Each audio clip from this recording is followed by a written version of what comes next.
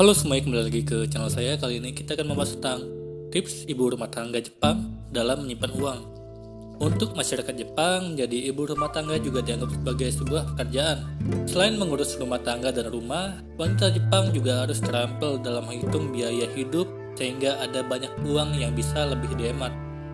Hal ini dilakukan karena sebagian besar rumah tangga di Jepang merupakan keluarga kelas menengah. Gaji yang tidak terlalu besar, biaya hidup yang sangat tinggi, dan berbagai hal lain membuat para ibu di Jepang sangat berhati-hati agar bisa menghemat pengeluaran. Beberapa tips ibu rumah tangga Jepang dalam menyimpan uang ini baiknya juga harus Anda lakukan agar lebih berhemat. Yang pertama, menarik semua gaji yang masuk. Para ibu rumah tangga Jepang selalu menarik tunai seluruh gaji yang sudah didapatkan, meski dibayarkan tepat waktu ke rekening mereka, yang bertujuan agar uang tersebut bisa lebih mudah dikelola. Perlu diketahui, jika uang dalam rekening akan lebih susah dikontrol dan melacak pengeluaran secara debit.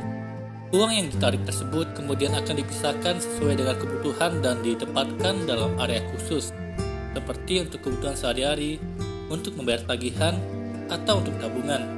Dengan ini, maka gaji bulanan yang didapatkan bisa langsung dipakai untuk hal yang sudah direncanakan sebelumnya. Namun sangat membutuhkan kedisiplinan serta komitmen yang baik untuk melakukan hal ini. Kedua, pergi ke supermarket dengan daftar belanja. Mungkin banyak yang tidak menyadari jika gaji bulanan juga bisa lebih cepat habis jika Anda pergi ke supermarket tanpa membawa daftar belanja. Ibu rumah tangga Jepang selalu membuat daftar belanja sebelum pergi ke supermarket agar pembelian barang di luar rencana bisa dihindari. Jika Anda berkeliling supermarket tanpa tujuan, maka ini akan membuat Anda lebih mudah tergoda dengan berbagai promo, diskon, atau keinginan membeli sesuatu yang sebenarnya tidak terlalu penting. Sedangkan untuk para ibu di Jepang akan melakukan hal berbeda, yakni membeli semua barang yang ada dalam daftar dan langsung menuju kasir. Ketiga, membandingkan harga. Selain membawa daftar belanjaan, ibu rumah tangga di Jepang juga memiliki kebiasaan membandingkan harga sebelum membeli. Mereka selalu meluangkan waktu untuk membandingkan harga barang dari semua merek yang ada di pasar. Ini mereka lakukan untuk mendapatkan pilihan tentang harga dan juga nilainya. Sedangkan untuk yang gemar minum kopi di kafe atau toko terkenal, maka akan pindah ke kedai kopi lokal yang memiliki rasa kopi tetap nikmat, namun dengan harga yang lebih murah. Keempat, selalu membawa botol minuman. Kebiasaan ibu rumah tangga di Jepang untuk membawa botol air kemanapun memang mungkin terlihat sebagai hal kecil, namun bisa memberikan dampak positif yang besar untuk tabungan. Hal ini sebenarnya tidak hanya dilakukan para ibu rumah tangga, namun juga anak muda di Jepang untuk menghindari membeli minuman ringan dari minimarket atau mesin penjual otomatis, mengingat penjualan minuman botol Jepang semakin banyak. Selain bisa menghemat keuangan, membawa minuman botol kemanapun juga sangat penting karena ramah lingkungan dibandingkan dengan botol plastik sekali pakai. Kelima, tidak meremehkan uang koin. Koin juga bisa menjadi salah satu aset yang sangat berharga untuk para ibu rumah tangga di Jepang. Mereka sudah terbiasa untuk meletakkan uang koin yang tersisa dalam celengan. Meski terlihat sangat sederhana, akan tetapi Anda sendiri nantinya bisa terkejut dengan hasil uang koin yang dikumpulkan dalam waktu setahun. Karena menjual barang bekas. Kebiasaan selanjutnya yang dilakukan ibu rumah tangga Jepang adalah mengelola barang bekas dan benda yang sudah tidak digunakan kemudian dijual kembali.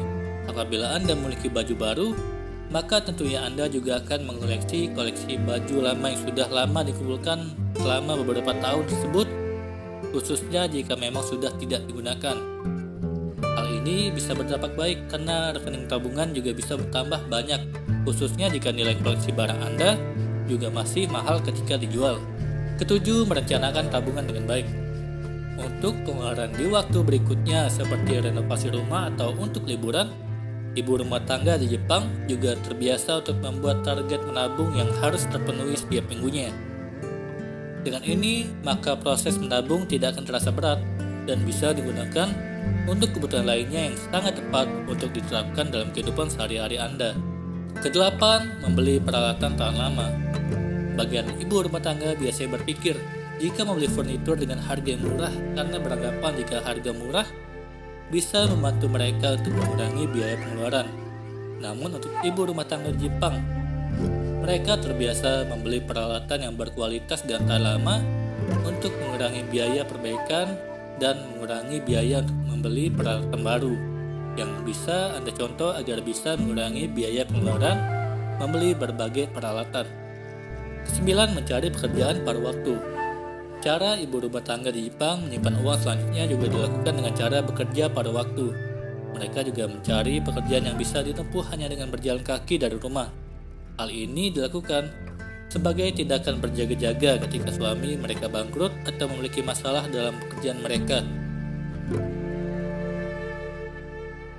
Ke-10, memperhatikan waktu membuka lemari es. Meski terlihat sederhana, namun para ibu rumah tangga di Jepang juga selalu memikirkan apa saja yang akan mereka ambil dari lemari es tersebut. Ini dilakukan untuk mengurangi frekuensi membuka dan menutup lemari es yang dapat mengurangi listrik yang terpakai. Dan tentunya juga berpengaruh pada penyimpanan uang mereka. Demikianlah pembahasan tentang tips ibu rumah tangga Jepang dalam menyimpan uang. Kali ini kita akan membahas tentang cara hidup hemat yang dapat kamu lakukan. Kecanggihan teknologi sekarang ini kerap menjadi media alternatif para pelaku bisnis untuk memasarkan produknya. Mereka juga tidak kehabisan akal untuk berusaha mendekatkan diri dengan para konsumen dengan cara memiliki berbagai akun sosial media yang kini tengah menjadi pusat perhatian di kalangan anak muda, terutama di Indonesia. Hal ini tentu saja sama-sama mempermudah kedua pihak, baik dari para penjual maupun calon konsumen. Para pemilik produk yang menjadi lebih mudah untuk menawarkan produknya, disertai dengan informasi detail mengenai produk, cara pemesanan hingga cara pembayaran yang menggunakan metode transfer antar bank. Keberadaan seperti ini bukan berarti sepenuhnya baik dan sama-sama saling menguntungkan. Dari sisi konsumen, ketidakmampuan untuk mengendalikan diri ketika menginginkan sebuah barang yang sebenarnya bukan sebuah kebutuhan bisa mengarahkan seseorang pada belenggu hutang dan tidak mampu memenuhi kebutuhan primernya sendiri. Bahayanya lagi, jika para konsumen akhirnya memilih alternatif untuk berhutang kepada keluarga, rekan, atau melalui pinjaman online dengan alasan tertentu, sehingga mendapatkan jawaban sementara yang membahayakan keuangan mereka. Untuk menghindari kejadian seperti itu, jawaban yang paling tepat adalah pengendalian diri. Pengendalian diri ini tidak hanya soal bagaimana kita mengatur nafsu lapar mata, namun juga mengatur masa depan dengan berbagai kegiatan yang sebetulnya sangat penting dan krusial. Kebiasaan pencegahan yang harus dibangun sejak dini ini memiliki efek menghindarkan kamu dari kebiasaan hutang yang mungkin kamu miliki ketika menghadapi masalah keuangan yang mendesak.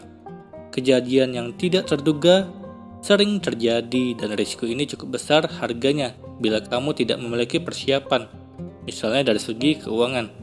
Maka penting untuk memiliki kebiasaan berhemat sebagai salah satu bentuk pengendalian diri kamu. Selain itu, kebiasaan berhemat juga memiliki manfaat lain bagi kamu sendiri, seperti memiliki dana cadangan untuk membangun masa depan karir, modal usaha, sebagai dana pensiun, serta tidak perlu bergantung pada asuransi kesehatan. Berikut beberapa cara untuk hidup hemat yang bisa dilakukan. Yang pertama, prioritaskan kebutuhan, bukan keinginan. Hal ini merupakan salah satu cara yang cukup ampuh dalam menekan pengeluaran kamu. Jadwalkan belanja dengan daftar yang pasti, yang akan kamu gunakan setiap bulannya. Jangan memasukkan barang atau hal-hal yang bersifat keinginan ke dalam prioritas. Ingat, kamu bisa hidup tanpa harus nonton film di bioskop 1 bulan sekali. Tapi kamu tidak bisa hidup hanya dengan makan 1 bulan sekali, minum 1 bulan sekali, mencuci baju 1 bulan sekali. Jelas sekali perbedaan antara kebutuhan dan keinginan yang sifatnya hanya kepuasan sementara. Kedua, mengecilkan pengeluaran daripada pendapatan. Apakah kamu merasa pengeluaran kamu tidak seberapa? Kalau begitu, jelas kamu tidak diperkenankan untuk secara semena-mena menghambur-hamburkan uang demi kepentingan yang sifatnya sebuah keinginan, bukan keperluan. Usahakan kamu tidak perlu berhutang untuk memenuhi kebutuhan yang setiap waktunya mempengaruhi keberlangsungan hidup kamu. Dilihat dari sisi psikologis, kebiasaan berhutang juga tidak baik karena menimbulkan perasaan tidak tenang, terlalu cemas, serta gelisah. Ketiga, menjaga kesehatan. Salah satu cara hidup hemat adalah dengan senantiasa menjaga kesehatan. Lalu apa hubungannya kesehatan dengan pola pikir hidup hemat? Pola hidup sehat akan meminimalisir kamu terkena penyakit yang membutuhkan bantuan dokter untuk menanganinya. Jelas ketika kamu menggunakan jasa dokter, kamu akan membutuhkan pengeluaran yang jumlahnya relatif tidak sedikit. Hal ini akan berpengaruh pada jumlah pengeluaran kamu yang bisa jadi lebih tinggi daripada pendapatan kamu setiap bulannya. Ketika hal ini menjadi sebuah kebiasaan, pada akhirnya kamu akan selalu merasa kekurangan untuk memenuhi hal-hal yang sifatnya memang sebuah kebutuhan. Keempat, bijak dalam berbelanja. Perlu kamu sadari, bila kamu lebih menyukai belanja di supermarket yang terkenal bersih dan sejuk, mereka juga menggunakan jasa pemasaran yang selalu bisa mengundang kamu untuk masuk dan berbelanja di toko mereka dengan teknik tertentu. Bila kamu masuk dalam toko, kamu akan cenderung membeli barang yang bukan kebutuhan.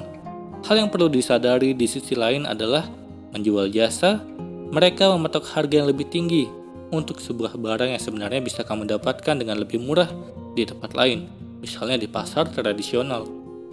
Kelima, fasilitas berlibur murah. Setiap orang pasti membutuhkan rekreasi untuk refreshing dari kepenatan bekerja. Akan tetapi, perhatikan bahwa pengeluaran kamu untuk berlibur tidak perlu mencapai angka fantastis.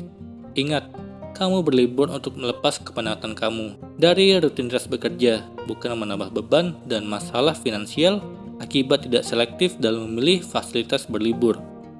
Kamu bisa berhemat ketika berlibur dengan membeli tiket penerbangan dengan harga promo, hotel yang tidak perlu berbintang 5, atau bahkan tidak perlu mengharuskan diri berlibur hingga ke luar negeri. Jangan memaksakan hal yang kamu rasa tidak mampu dan tidak perlu. Keenam, membawa bekal. Kebiasaan satu ini juga akan mengantarkan kamu sebagai pribadi yang memiliki prinsip hidup hemat. Hemat pangkal kaya, dan hal ini dimulai dari kebiasaan kecil. Mulailah selalu bawa bekal yang disiapkan dari rumah daripada kamu membeli makanan di luar. Selain menghemat pengeluaran, membawa bekal dari rumah sendiri sudah lebih jelas kebersihan dan gizinya. Ketujuh, membeli barang-barang investasi. Kamu merasa memiliki uang lebih dan menyadari bahwa kamu tidak cukup kuat untuk membawa banyak dana. Jika memang demikian, kamu bisa mengalihkan dana cair kamu menjadi bentuk barang yang memiliki nilai investasi seperti emas dan tanah. Dua barang ini merupakan contoh barang investasi dengan kemungkinan rugi yang sangat kecil dan jarang mengalami penurunan nilai, apalagi harga tanah. Hal ini bisa membantu kamu untuk memperkecil jumlah dana cair yang siap pakai dan berpotensi bisa langsung dibelanjakan. Kedelapan, go green. Sikap ramah terhadap lingkungan juga bisa menyelamatkan kamu dari belenggu hutang dan menumbuhkan sikap hemat dalam hidup kamu. Bagaimana caranya? Terapkan kebiasaan hidup kamu sehari-hari seperti menghemat penggunaan listrik, menghemat penggunaan air, menggunakan kendaraan sepeda untuk menjangkau tujuan yang berjarak kurang dari 5 km dari rumah kamu. Sikap-sikap yang turut membantu pelestarian bumi ini juga turut membantu kamu merealisasikan sikap hidup hemat. Kesembilan, jangan meremehkan uang receh. Besar nominal yang dimiliki memang terkesan kecil, tetapi kamu tidak pernah tahu bahwa kumpulan uang receh ini bisa menjadi besar nominalnya dan mungkin menyelamatkan kamu di saat-saat terdesak. Hindari kebiasaan untuk langsung mengamalkan uang receh tiap kali menerimanya sebagai kembalian. Lebih baik kumpulkan dalam satu tempat tertentu seperti sebuah toples, dan ketika dirasa telah cukup banyak, tukarkan uang receh itu dengan uang kertas yang nominalnya sama. Ke-10, menerapkan pola hidup minimalis. Meski kamu berpenghasilan 10 juta setiap bulannya, hal itu tak akan menjamin kamu untuk selalu menjadi orang kaya. Orang yang dianggap kaya bisa menjadi kaya karena ketekunannya dalam mengumpulkan pundi-pundi rupiah lewat kerja keras dan sangat menjaga pendapatan mereka dengan selektif dalam membuat pengeluaran. Pola hidup sederhana adalah cara paling ampuh dalam mempertahankan kekayaan sekaligus menjadi pola hidup terbaik yang paling cocok dengan sikap hidup hemat. Ke-11, disiplin dalam menabung. Kebiasaan disiplin dalam menabung merupakan sikap yang bersifat wajib dalam mewujudkan pola hidup hemat. Kamu mungkin memiliki keinginan untuk aman secara finansial saat pensiun dari pekerjaan kamu sekarang, tetapi kamu tidak disiplin untuk menyisihkan sebagian penghasilan untuk periode yang sudah kamu tetapkan sendiri. Jelas kemungkinan keamanan finansial kamu di usia senja lebih rentan. Sebaiknya kamu menerapkan pola hidup hemat sejak dini. Mempersiapkan masa depan harus dilakukan sedini mungkin, termasuk dengan menerapkan pola pikir hidup hemat yang sudah dijelaskan tadi. Kita tidak pernah tahu apa yang akan terjadi di kemudian hari. Kejadian apa yang pasti terjadi esok hari? Apakah keadaan itu termasuk genting atau tidak? Membutuhkan pengeluaran tak terduga seberapa banyak? Sedini mungkin usahakan untuk menyisihkan sebagian dana yang kamu miliki sebagai proteksi di waktu nanti. Semoga ini bermanfaat. Sekian dan terima kasih.